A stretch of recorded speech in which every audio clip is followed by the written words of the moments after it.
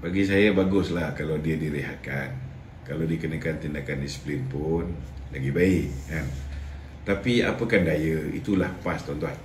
Kalau perempuan, mereka boleh lagi kompromi kerana memfitnah kan.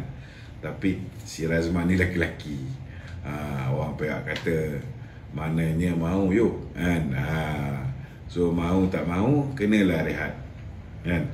Bagi saya si Razman kira bernasib baik lah Ini kerana dia direhatkan untuk satu jawatan saja, iaitu Pesuruhjaya PAS Perak.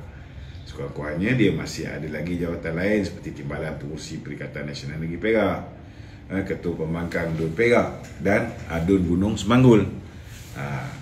PAS pun mungkin sudah buat kira-kira tuan-tuan. Si Razman ni banyak track record fitnah.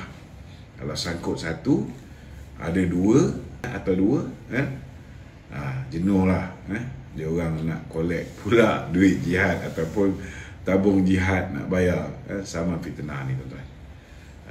Jalan terbaik, replace dia, rehatkan dia. Pada pandangan saya lah, si Razman ni memang sudah jadi satu liability besar kepada PAS. Kalau mereka tidak lakukan sesuatu terhadap Razman, tak mustahil kes seperti ini, seperti si Mastura ni akan berulang.